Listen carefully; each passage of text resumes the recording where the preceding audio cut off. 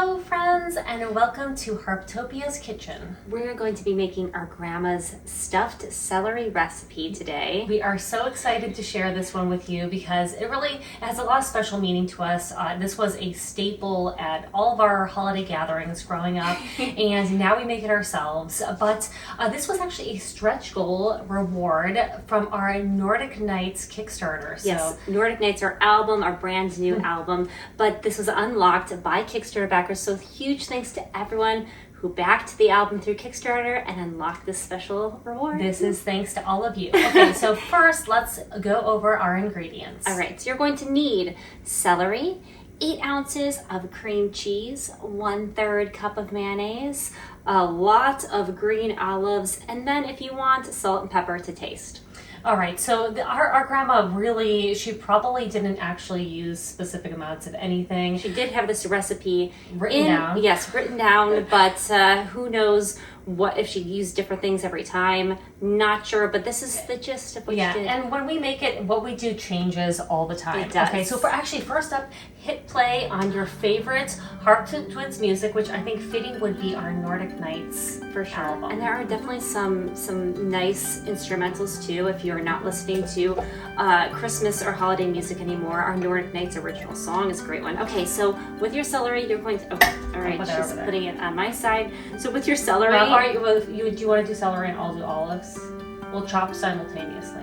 That sounds great. Okay. All right. With your celery, you're going to want to cut off, obviously, the very end of that. And make sure you wash it first. Oh, yes. I feel like that goes kind of without saying. Well, I hope you would already have decided to wash your celery and your hands, for that matter. Yeah. But we washed our hands before we started, and cut off the tops as well, because you're just going to want that stalk portion.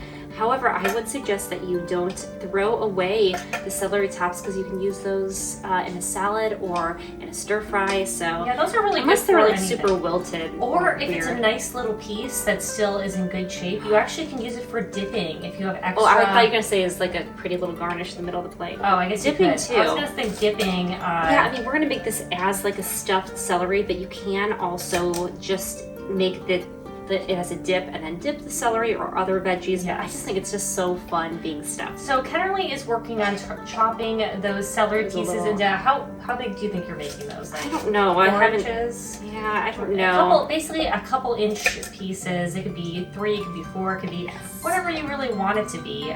This is kind of almost a good kind of appetizer or a side dish.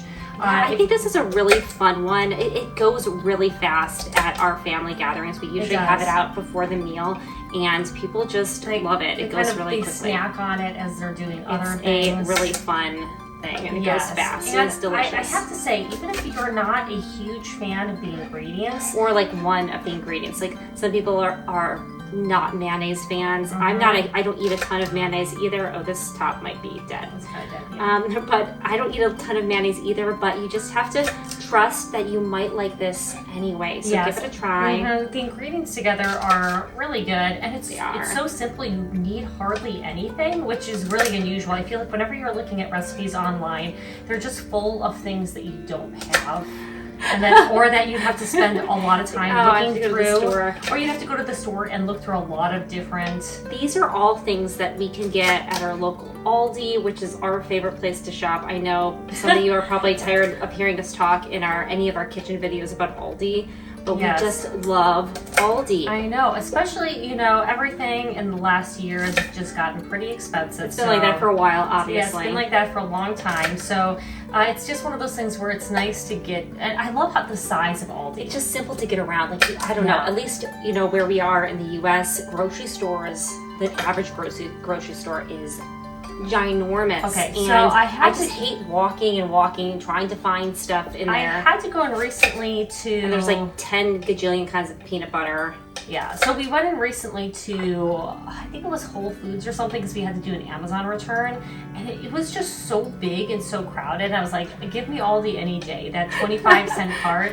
Oh, and all this really funny, because just to show you how much we love Aldi, when we were on tour in Europe, we did an entire European tour, 20 cities, 11 countries. But we had several shows in Germany, and we found one of the original, not original, but Aldi originated in Germany. Oh, so I don't know how many olives I've done. Oh, that's now. quite a few. It is quite a few. Pretty good. We're busy talking, but I know. anyway, we found. Should we start like combining these things? Maybe. Yes. Okay, let's start. We found an. Okay, you're gonna want to put your. We're like busy talking about Aldi, and then not actually telling you what we're doing with this recipe. Okay, we're gonna put the mayonnaise, which we obviously have in a little dish. That's what we do normally.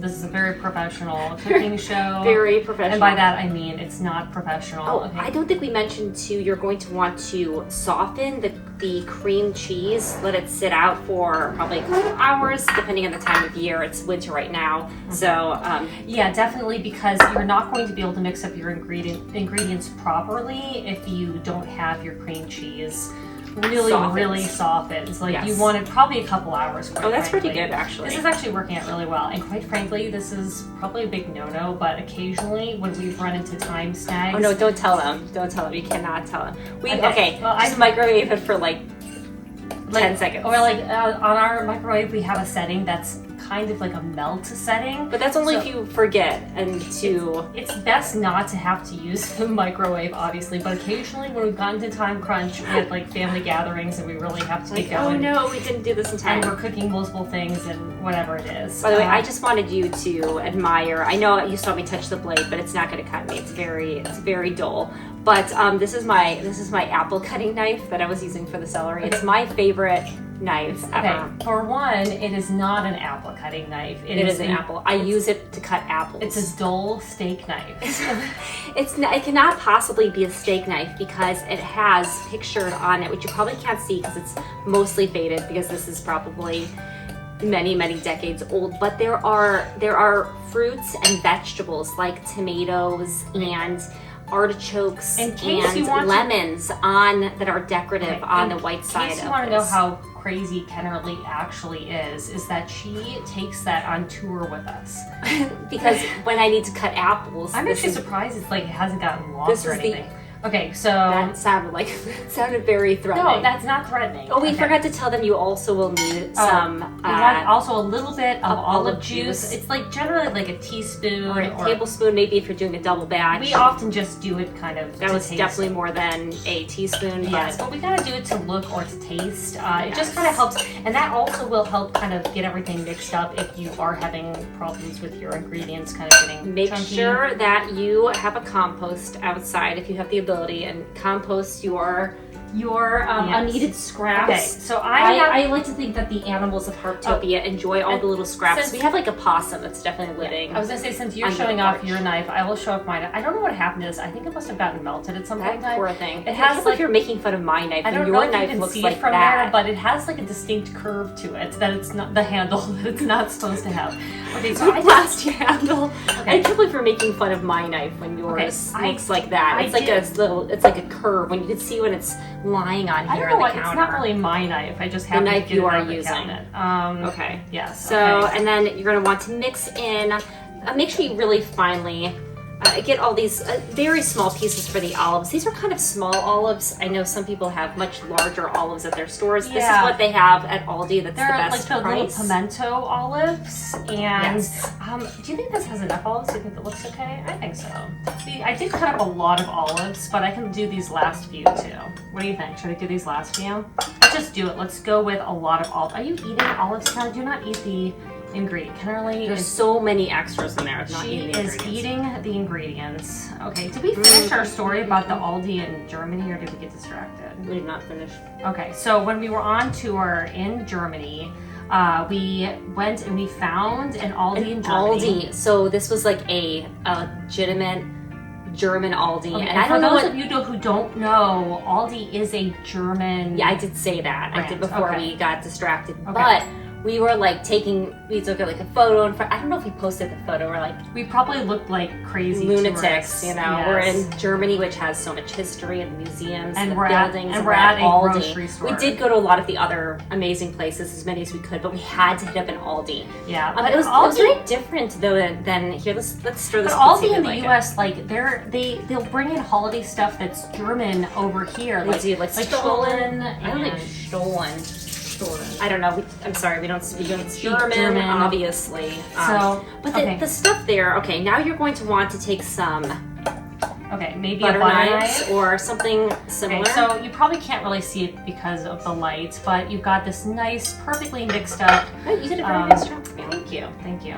Okay, my personal favorite to fill are the kind of ends that have the, because it goes out wider and you can fit more in there. Yeah, which is so much fun. So much fun. So our, quite frankly, I think our grandma probably used a butter knife with hers. Hers always looked so neat, and I feel like ours never have the same presentation. Okay, I feel like that's. I'm just gonna take a nice plate. Should I set the plate like here? We're a little more chaotic. All right, we're gonna just put these kind of fanned out on this plate. Ooh. That one has a lot of filling. I know. That is beautiful. Yes. Beautiful. Oh my goodness, these are so good. I cannot wait to eat one of these. As we said, you can also just make this, it as a mix if you want to, but there's just something that's just really fun. Also, I kind of realized you actually really could do without the celery. If for some reason you're really not a celery person, you could actually use this celery just as is good for you. I'm just saying, but you could use this as a dip. Like for other That's veggies. what I was just saying. I know, but like any other veggies. Yeah, that's true. Like a different kind of veggies. Yeah, you could use any kind of veggies, carrots or broccoli. Really anything. So if you wanted to make actually a relatively healthy kind of low ingredient dip. Also, we did not add in any salt. I don't know if this is low ingredient. Yes, we didn't add it. Somehow I heard you say, in my head, I thought you said low calorie. I was like, I don't think this is a low calorie dip. I don't think it's that bad, but it's a low ingredient thing. Yes, easy to make. And we put in the recipe because if you do it the opposite way, then it'll fan out better, I feel like. Well, we said, and Grandma had this written down, and I honestly don't know whether she actually used salt and pepper. Yeah, it said salt and pepper to taste on hers. But I always feel like it's pretty salty as I know it is. The ingredients, I don't know if they really need salt. No, I don't think so. And she also said like 8 stalks of celery, but I think that was also just very, because it depends on how big the celery is. Some celery is really skinny. Yeah. This is such great celery for this, actually. I know, it looks I'm so pleased.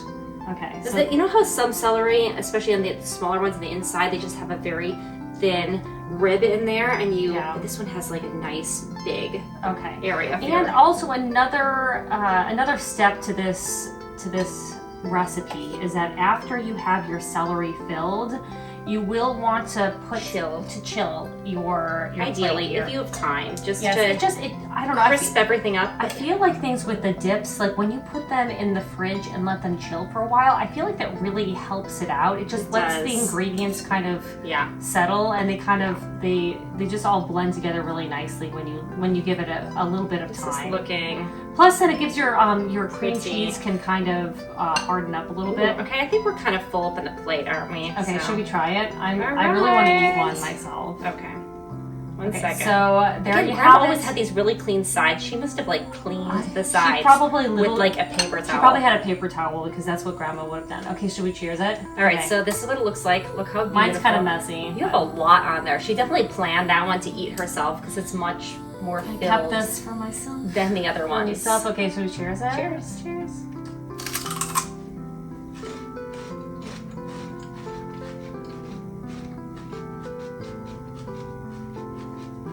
Always good.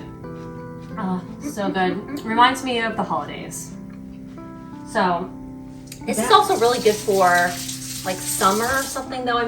When I think of it, I think holidays and family get-togethers, but it's a great summer treat too. Yeah, there was nary a holiday that went by that we did not have Grandma's stuffed celery, and we are keeping on her tradition, and now we're sharing that tradition with all of you. So huge thanks to everyone who pre-ordered and our Nordic Nights album and unlocked so many fun things. And if you have not yet listened to the album, Nordic Nights, it's technically a Christmas album. However, I feel like a lot of the music can, the spirit of Christmas can live on throughout the entire year. Plus there's some beautiful instrumentals, and the originals, Nordic Nights, our original song is really not specifically Christmas. Yes, plus there's things like Wexford Carol and just a lot of beautiful tracks in there. So anyway, thank you so much for spending a little bit of time with us and letting us share our grandma's stuffed celery recipe with you. Cheers!